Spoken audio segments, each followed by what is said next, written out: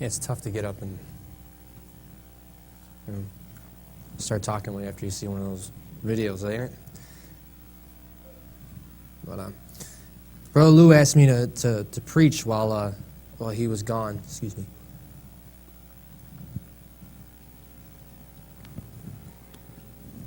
And just fill in for him. And this is I was just telling Brother John, this is the second Memorial Day in a row he asked me to preach, and it's always been tough. Well, the first one was definitely tough. I just lost a few of my buddies overseas, and that was rough. And then he came up to me. I thought I was definitely off the hook this year, but then he said, "Oh, I'm leaving, and can you preach?" But what do you say? No, no, Pastor Lou. I know the Lord spoke to you and said to have Jesse preach, but no, I'm not going to do it. But I figured, it's Memorial Day, and I kind of wanted to give you a little bit about what a soldier goes through, and some of the things that they feel up to those moments, while they're going through war and combat and things like that, and kind of hit. So I don't even know how to say it. So you understand if you've never served or if you've never been in a combat field, but we all start out the same. We all grow up the same. I grew up in a Christian home. I was saved when I was 5 years old. Well, I should say this experience, the account I'm going to give you is my own. Right? I was a soldier, and but I grew up in a family-run business. I made $1 an hour, right? When I remember 5, 6 years old, packing parts for my dad, making $1 an hour. And hey, man, that was great, man. I made a lot of money during the summers, and we worked hard. We worked as a family, and I had all the little toys. We had the dirt bikes, the 4-wheelers, and had all the fun, and really had a good upbringing and enjoyed ourselves. And 2001, though, something happened that changed everything, right? Everyone remember? The Twin Towers went down, and it doesn't matter who you are. If the towers went down, you know where you were, right? You'll always remember that. And I was in 9th grade, and I was in English class, and I'll never forget that. And they said there was an accident, and a plane had hit the towers, and it was like, oh, that's weird, And they actually wheeled in a TV and plugged it in. We were watching the aftermath happen. And I remember watching the second plane fly directly into the building. And it was weird. Because then it was like, uh-oh. That's not a mistake. Somebody's trying to bring America to her knees. And then we obviously know what happened on September 11th. But when all that came down, I decided that I was going to join up. I remember that feeling like, even in 9th grade, I was, however old I was. I wasn't able to join then. I had to wait a couple years. But I'll never forget the next day. All the Marines had showed up, all the recruiters and the Army recruiters to my school, and they were handing out these letters to all the guys that had signed up to go to the Marines or the Army. Now this is September, right? It's the beginning of the school year, and they were handing these guys their letters, and their letters were orders, and those orders said, the day after graduation, you're leaving. And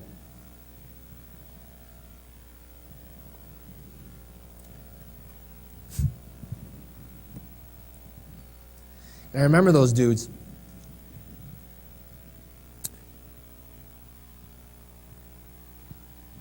Sorry. I remember the looks on their faces, scared. We're kids.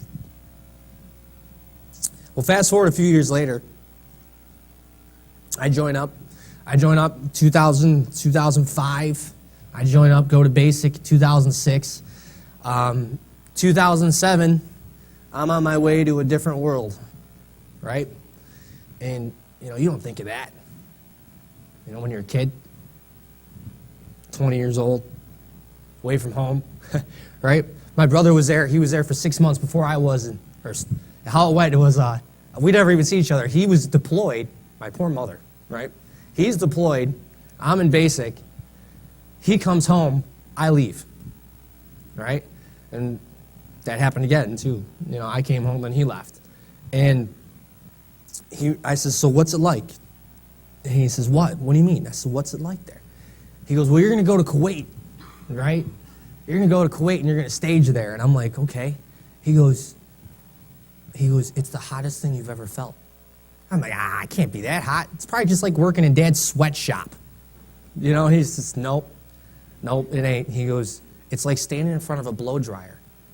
I'm like, whatever, right? 2 days later, I'm in Kuwait. And I'll never forget when that door of that plane opened up, because, it's a controlled atmosphere, in the plane, nice air conditioned. And I remember they opened up the door, and I got in front of the door, and it was exactly how he said it. It was like standing in front of a giant blow dryer. And if you want that same feeling today, pop open your oven when you're cooking and just stick your head in there for a second, and you'll know exactly how it felt in Kuwait. And we spent 2 weeks there, 3 weeks, getting acclimated to the environment, and it was just hot. Oh my goodness, it was so hot. And they'd tell you to gear up, and you'd strap on all your combat gear, and you'd go for walks in the middle of the desert. I mean, it is the most amazing thing you've ever seen. It's just as far, like you see as far, there's no trees, there's no nothing. We're used to that in America, right? We have the most beautiful country in the world. But it's like when you look out, and all you can see is like the curvature of the earth, and that's the only reason you can't see anymore, it is amazing. And here you are in the middle of nowhere, and you're like, why am I here? Why am I fighting here? Why am I going to be fighting here? It's hot. It's sticky. I have sand everywhere, right? Because it was super windy. You get stuck in sandstorms, and your face would be so beet red from just getting blasted with all the sand. It was horrible. I mean, I don't know why anybody would live there. And really nobody does except for camel herders and oil guys. But so I spent there and a couple weeks there, and then we made our jump into Iraq, and we boarded these C-17s, and what they had, they're true big carriers, big planes, and they got the prop planes, and it was super, super loud in there. I remember it was so loud you couldn't even talk to the person next to you, and we're all sitting on cargo nets that come down, and they lay them down, and it's not even like, you're not even strapped in the seats. There were no seatbelts. There was nothing like that. And when you hit turbulence, you knew it. You go bouncing all over the place and all that, and you're trying to hold on to the cargo netting, and it's shaking everywhere. And then how I knew it was real is the pilot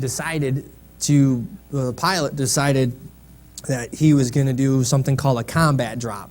And unbeknown to us, we were getting shot at. Now, we didn't know this. We were making our descent into Balad, Iraq.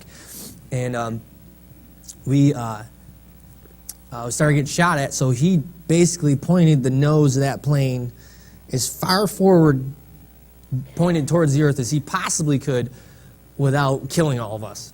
And I remember hearing the props speed up. In the movies, you hear like the engines winding up, and you're expecting it just to explode. Well, there's no PA system. He doesn't come over, hello, ladies and gentlemen. Just to let you know, they're firing RPGs at us, and we will be proceeding as follows. No, we're all thinking we're dead. We think the plane's going to come apart. We're all going to die, right? The guy to the left of me throws up into his helmet, right? It was just, hey, everybody's crying, thinking we didn't even make it to our war. We're going to die here, And then right at the last second, he goes, and lands. And we all stumbled off that plane, thinking we actually made it.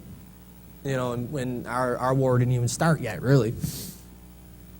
So here we were, right? Young group of guys, strange country, and they gave us this mission that we never trained for. I was a combat engineer, So I was a demolition specialist. I blew stuff up, right? For me, literally, the war was a blast, right? We specialized in booby traps and things like that nature. And you know how you hear infantry, leads the way, right? That's a lie. Infantry does not lead the way. Combat engineers do, right? My job is to go before the infantry and clear paths for them so they can hit their objectives with full force. And but that's not what they had us do.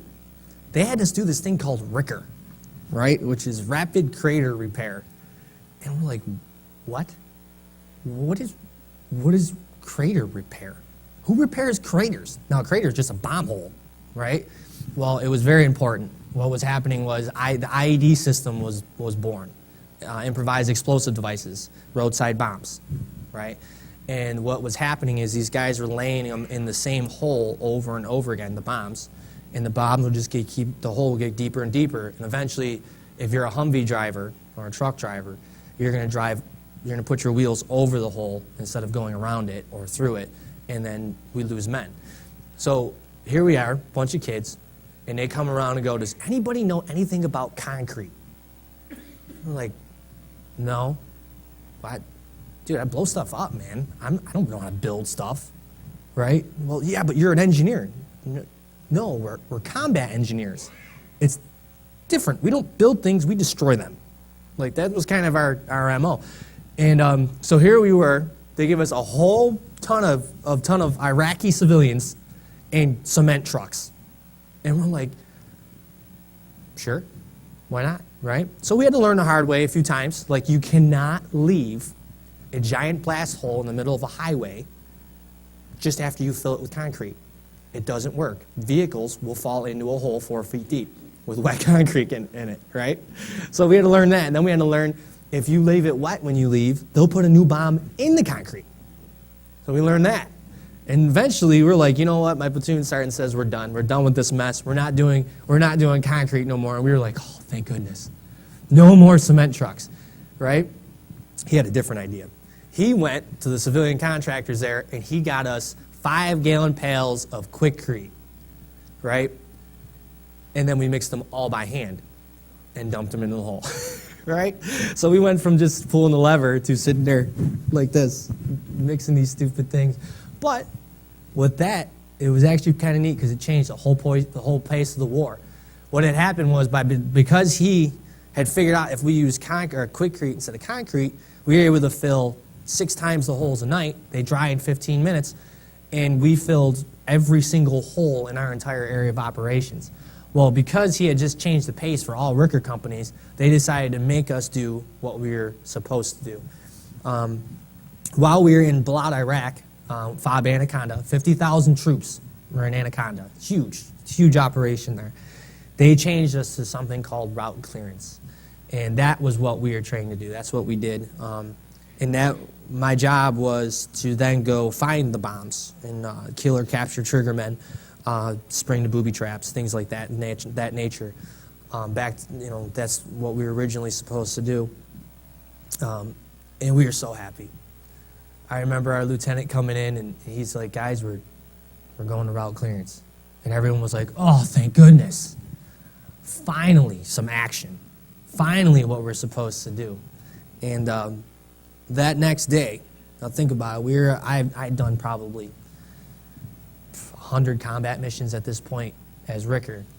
And then our first mission as route clearance, Matamore gets hit and pretty much killed him. And our first mission out. And again, I'm just telling you guys these things so you understand what happens in a soldier's life and in his mind and the things that he goes through. Everyone thinks, oh, he gave his country all. And we're not talking about Veterans Day. We're talking about the guys that gave it all. But there's a lot of stuff that leads up to that. There's a lot of pain goes into defending your country and defending your brothers. So Matamore gets all hit, and he's pretty tore up, and that was our first mission out, and that was a big eye opener. Like now the war is real, and we went to they expanded our AO, area of operations. I'm sorry if I say acronyms and I don't explain them. Maybe you can ask me after if I miss one. But we were all the way from Balad, which was the center point. That was a huge city. And then we patrolled up to Samara, and then we would go down to a place called Taji. And Taji was crazy. We would go on 72-hour missions, right? So we're out for 3 days. 3 days, minimum sleep. We'd only come back in to re-up ammo and food, water, things like that, fuel. Maybe get a couple hours of sleep, and then we were back on mission. And then that was tough. I remember that being tough. And some long days. Long days. You're tired, you're cranky, you're dirty, you're smelly, you're sweaty, and your buddy, you got 100 pounds of gear on, armor strapped to you, and it was just tough. They give you these things. Anyone ever heard of Rip-Its? The energy drink Rip-It? Oh man, we love them. To this day, if anyone ever finds where they sell Rip-Its, let me know. I love them. I love them. They literally got us through Iraq. But it's just an energy drink we used to get from the mess halls, and we loved them. But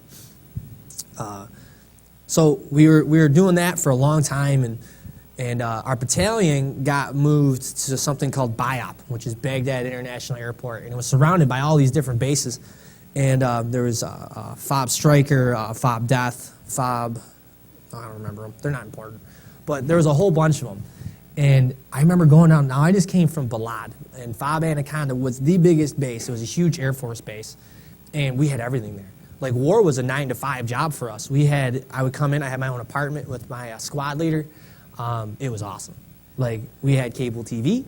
We had air conditioning, right? We had it made. And then we'd gear up and then go fight our war, and then I'd come back, and I'd play Call of Duty. And there'd be times I'd actually have to pause it, because I wasn't sure if the explosions going off were in the game or if they were next door. So, and there was a couple times I'd have to grab my gear, and, we'd head down and do our thing. But, so, that was war to us, right? And it was just weird. It was it's got to be it's got to be the craziest war America's ever fought. But, but that changed, because we moved down to Stryker. Now, Stryker was where my battalion was at, but then I got pushed out to something called Cosmead. Cosmead literally was the size of our parking lot out front, and it was tiny, man. It was real tiny. There wasn't TV. There was no more video games. Our meals, we had one hot meal a day, and it was flown in by Blackhawks, right? How's that for a delivery service? And it was horrible food. It was always horrible. And it was the dirt was like, they call it moon dust. It was like, if you can think of what it was like there, if you want to ever know what the dirt, we say it's sand. It's not sand, it's just moon dust. You take a step in it, and it would be like flour. It would just go poof, and it'd puff up everywhere. And because of that, it got everywhere. But that was Cosmead, and we'd have our gear there. But we served with the 3rd Infantry Division there for a while, and then there's a command change. 101st came in, and I love the 101st to this day. Screaming Eagles were the best dudes to serve with. Their combat leaders were second to none. Man, they were great. They were so awesome. But Cosmead started getting bad. Sergeant Decan, who was my squad leader, stepped on a pressure plate, and basically it's just a plate, and when you step on it, it connects a circuit, and those circuits go down to a firing device and a bomb. And he was standing underneath it when it exploded and it went off. And it took out him, Sergeant Rice, and Sergeant Young. And I remember that was the hardest day of my life, because there wasn't anybody to kill, to be honest. There wasn't anyone to make pay for what had happened. And I remember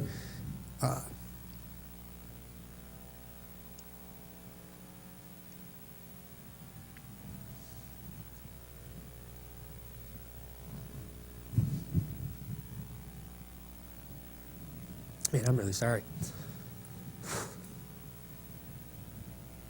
I remember feeling super guilty because I heard them guys screaming in the radio. We couldn't do nothing. And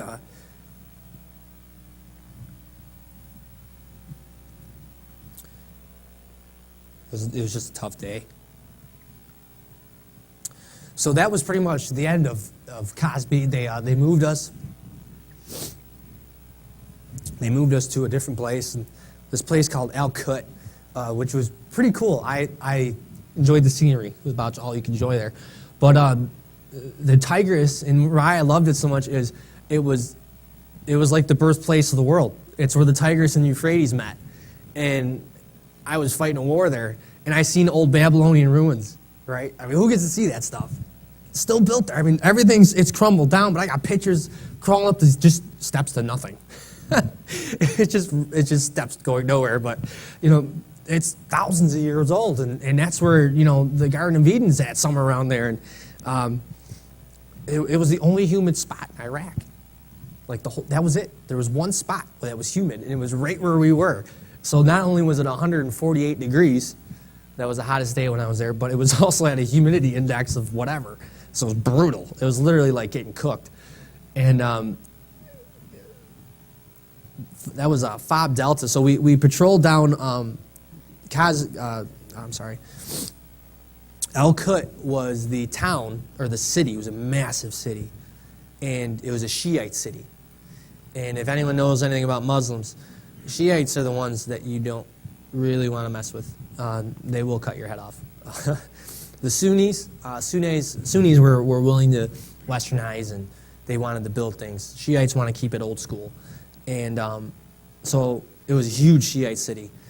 And they had not had water since just before the invasion, because they had just tried to kill Saddam. And Saddam didn't really take too kindly to that. So he decided to cut off their water supply and pretty much do everything he could to cease their existence. And but when we got there, we were there for probably a month or two, and they had fired up. They finally got water to the city again. Now think about it. I mean, I was there 07, 08. The war was 03. They hadn't had water since then. Everything they did would be trucked in or whatever, and trying to feed the city. It was quite an operation. And it was so beautiful there because they had everything there is in traffic circles. They have no stoplights. And they have these massive, massive fountains. And it really was amazing. And we went to this place called El Hay. El Hay was ran by a man named El Sadr. El Sadr did not like Americans. He had the biggest private militia there. They said he had anywhere between, I love their estimates, he had anywhere between 10 to 40,000 troops. Really? 10 to 40,000 troops? You have a 30,000 troop question mark? Like, you really can't narrow it down, right? So we're going to El Hay, and the thing about route clearance is we're probes. And we fall under special forces. We're not special forces. So, I wasn't special forces, but we fall under those kind of roles, or categories, I should say. So they would throw us out as the tip of the spear, and what we would do, they would measure how hard our contact was, and then they'd know how many infantry to send.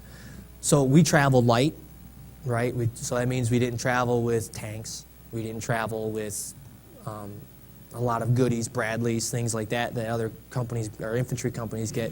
We get these trucks called RG-34s and Buffaloes and stuff that are made to just literally take a beating from enemy fire and from explosions. And that day, I rode in the command truck. That's where I usually was, with Sergeant Rice, our platoon sergeant, and I was complaining. And I said, Sergeant Rice, this place is stupid. We never get any action here. It's boring.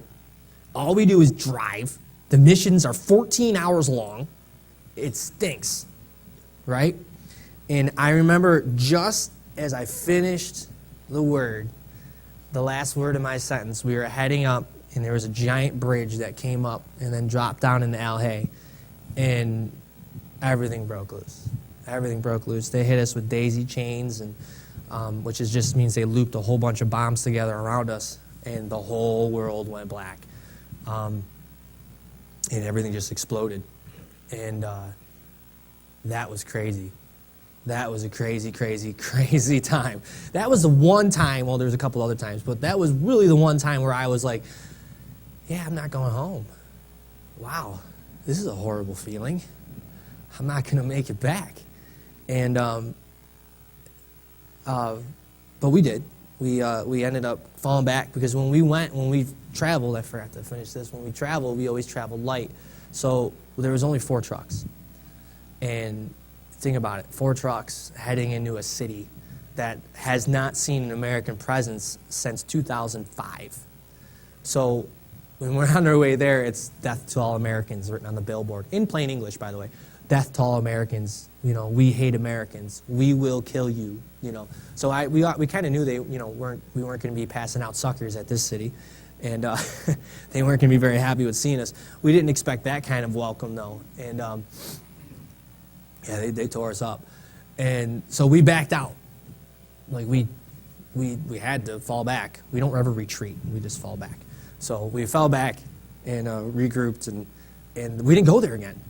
And it was weird because, you know, normally when we get hit, we just show up with like 10,000 dudes and then knock on your door like, hey, you want to try it again? Anybody? No? Okay, give us everything, you know. But we never went back. And we went through a whole bunch of stuff there, and none of it wasn't hard.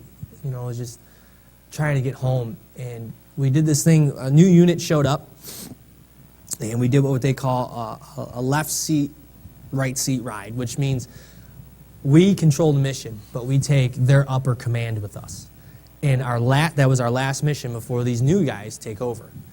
And we were going home. This is it. And you know where they send us? Back to El Hay.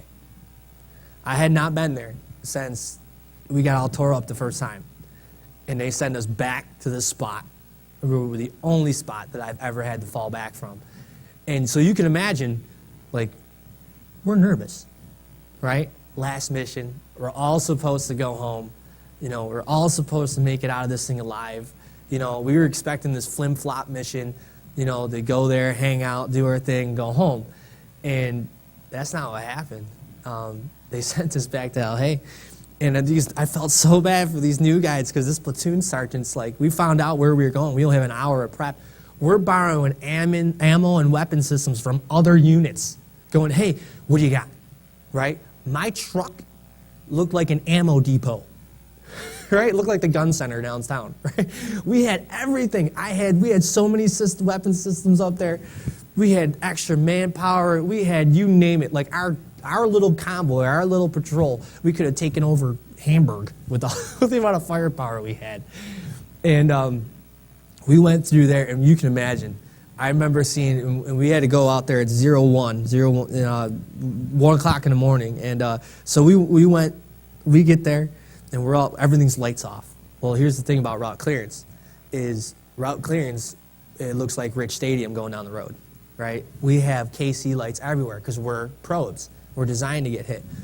And we went there, and I remember my platoon sergeant going, turn them on, boys. And we turned on all of our lights, and I remember the lead truck was just like, they just stayed there. And I can remember the feeling, I could still, like, the feeling he must have had, like, I'm the first guy into this stupid place. This is going to suck.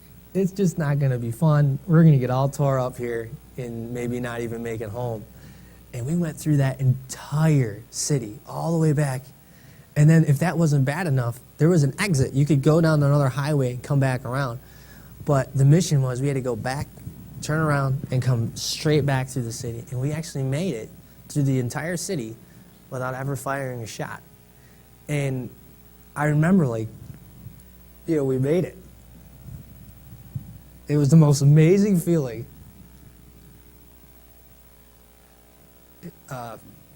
In the world, knowing that you were going home. Like, I didn't even realize that I was carrying, or we didn't realize we were carrying such a burden of death. Wondering if we were ever going to come back. I didn't know that weight was on my shoulders.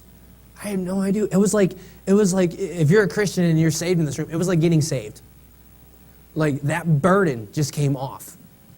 And we were so happy. I remember we were all, hug it and cry and stuff.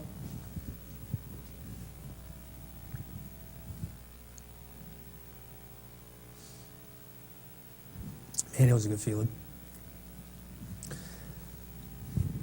But, man, I remember going home. And I remember getting off the plane. And, man, I tell you, has anyone ever been to the Middle East here? No? There ain't nothing. It is not. It's hard to explain. It stinks, to be honest. It doesn't smell like America. There's no green. There's no grass. There's no beautiful maple trees. You don't get to walk through a forest, right? I went through one orchard when I was there. I went through one orchard, and that was another place I thought I was going to die. I was in this dude's beautiful orchard. But anyway, getting home, right? The smell of the fresh air. We get off the plane in Maine, and I remember opening the door. We got out. It had just rained. It was the most amazing feeling in the world.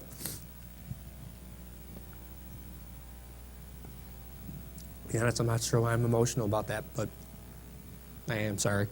So, got to see the rain the first day back and smell the green grass right before my what do you call it? My allergies kicked in, so you're like, they all kicked in. But it was wonderful. I got to hold my wife again. All the things that I never thought would happen. But it was something was different. I had an easier time through Iraq than most of those guys because I was a Christian, And Jed, you want to turn me down?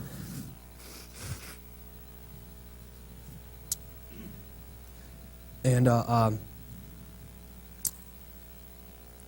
I can't imagine going through those times and without Christ. But but what about the friends that never made it home? They're not going to have a chance again to smell the fresh air, to see the green grass, to hold their wives again. What about the tens of thousands of men and women that gave their lives that we should be free? Your freedom was bought with a price, and it wasn't a hot dog and a hamburger tomorrow.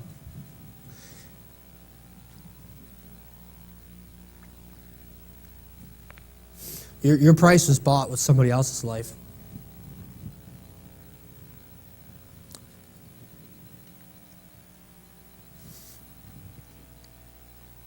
Your freedom, costs, blood on that flag that had to be spilled so that you guys even have the right, or we have the right, I shouldn't say you guys.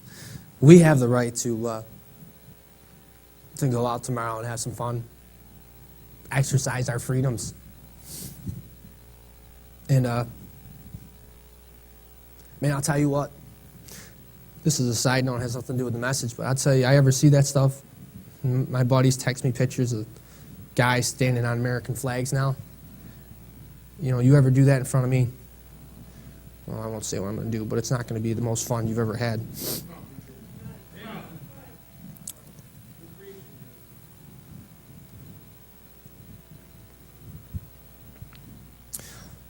But how can we relate this, right? Look, 2 Timothy 2:3. And this is really, we're going to stay. I said all that to say about 5 minutes worth of message.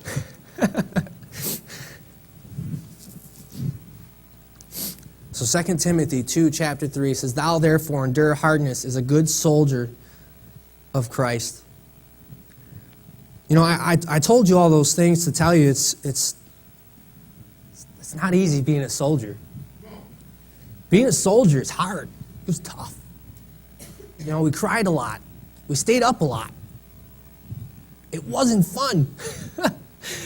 Even though it's funny, even though I say that, but my buddy shot me a picture. It's a bunch of guys in Iraq on patrol, and it says, it doesn't matter how long you've been out. You'd still go back with your friends.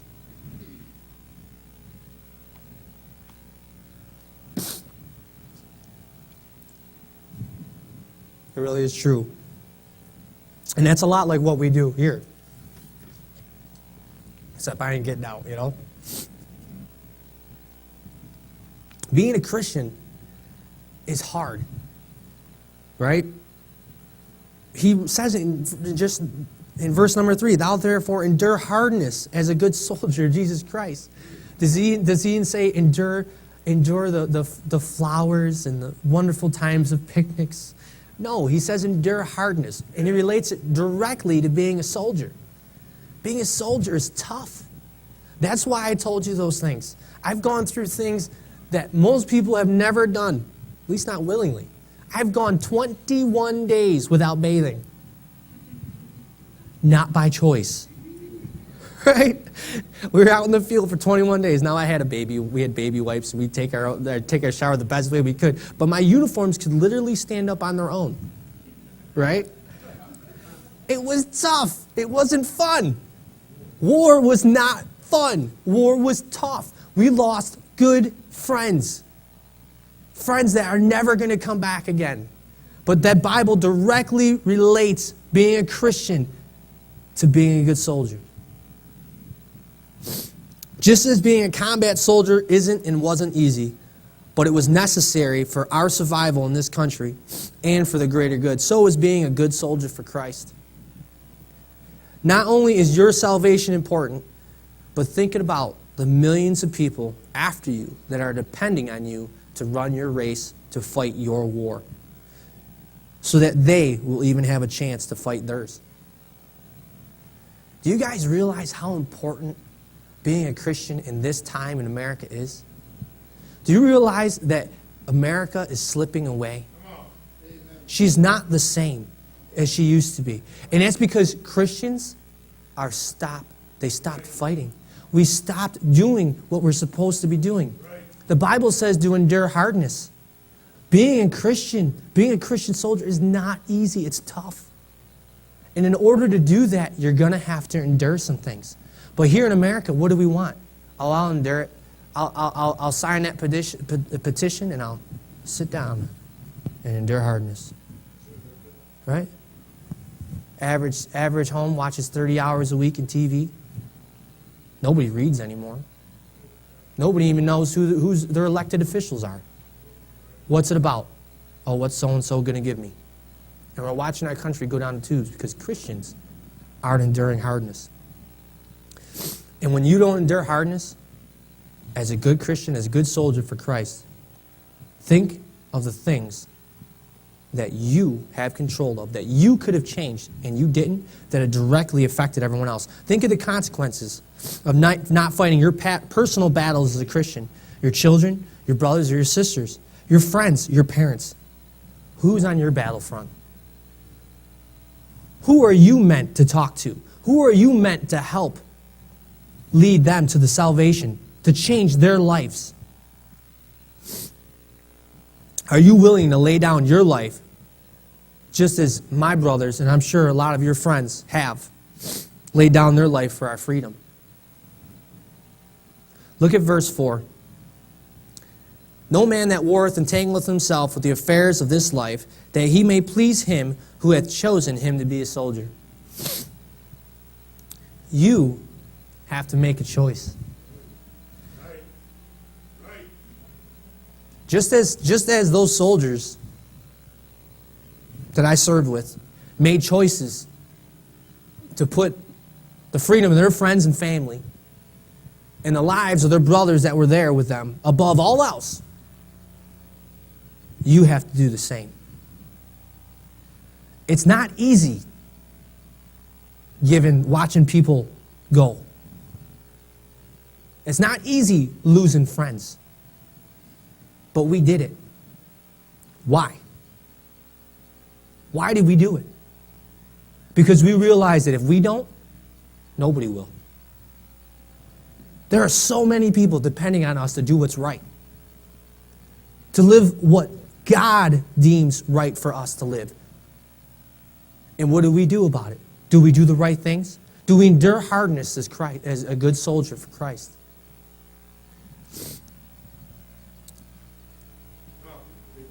You have a choice to make. A choice to give everything. No one else can make that choice for you. So choose it. It's up to you. But remember, people are depending on your decision for their freedom in Christ. It really is one and the same. I can sit up here and get all emotional about losing buddies, guys like Gornowitz and Ben, two of the best soldiers I knew. I can get emotional about smelling the fresh air again for the first time in a year and smelling just green grass. Oh, it's so awesome. And giving my wife a kiss after a year. I can get emotional about those things. I get emotional about the firefights and combat and explosions and all sorts of nasty food and, taking showers out of 5-gallon pails. Right? I can get emotional about those things. Can you guys get emotional about your Christian walk? Is it that real to you? Or is it a part-time job?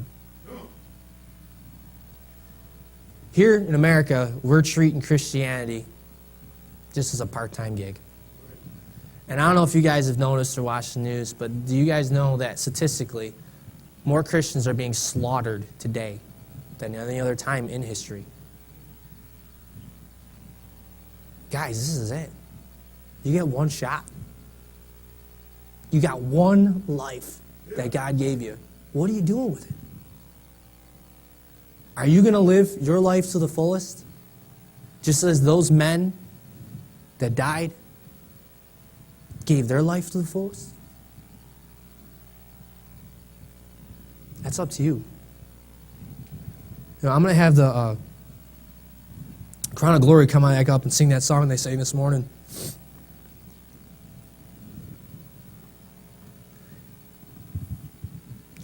And that's going to be our invitation, is these guys singing that song. I love this song. Because we really do live in the greatest nation on earth. And are we taking it for granted? Are we taking our Christian walk for granted? Do we take for granted what men have come and died for in freedom sense? Are we taking granted for what our brothers and sisters are dying for now overseas as Christians? Do we take that for granted? Or do we understand that their blood is being spilled so that we could be free as Christians and in an awesome, awesome country?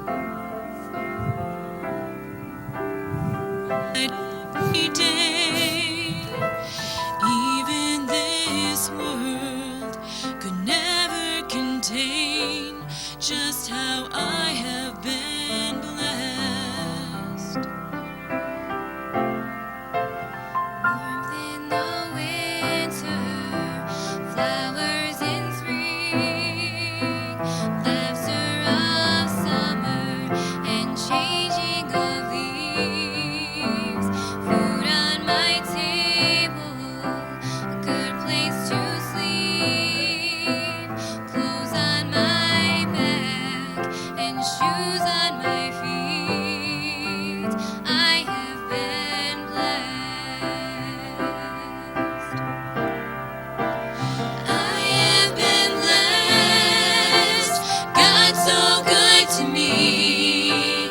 Precious are His thoughts of you and me.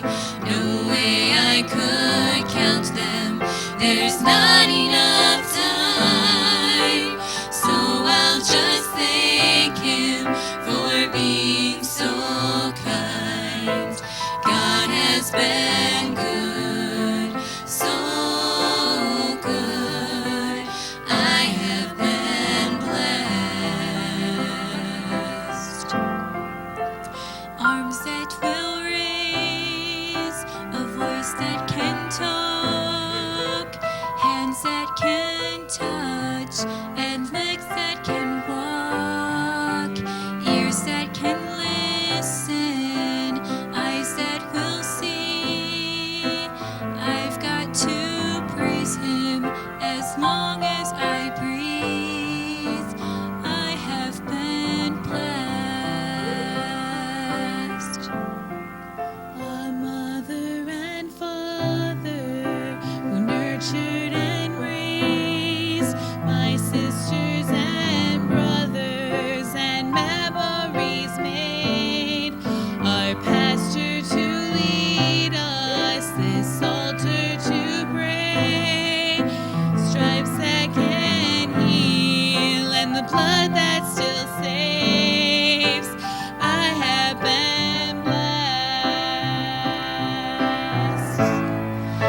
We live in a country, the greatest on earth.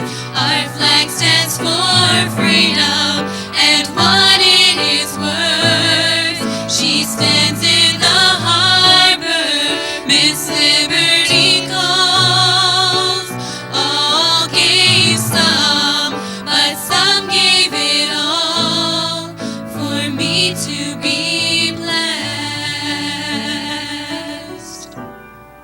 He's my shoulder to lean on when I am down, the rock where he leads me when I'm overwhelmed, the place where he hides me under his wings.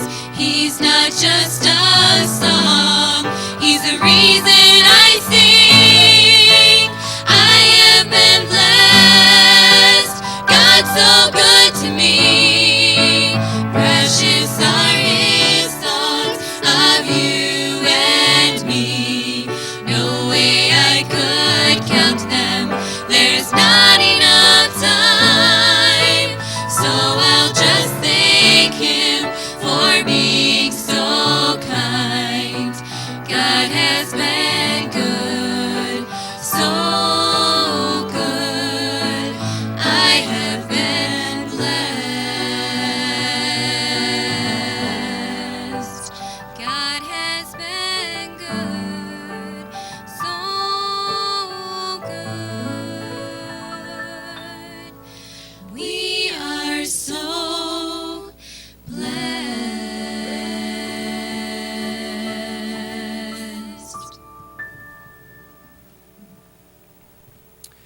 Let's all stand. And,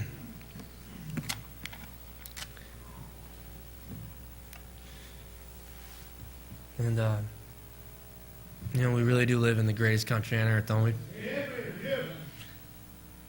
And a place to bring up our family, our kids, keep this thing going. But the only way to do it is to keep our Christianity going. Because I don't care who says what. The only reason we are so free is because we are a Christian nation.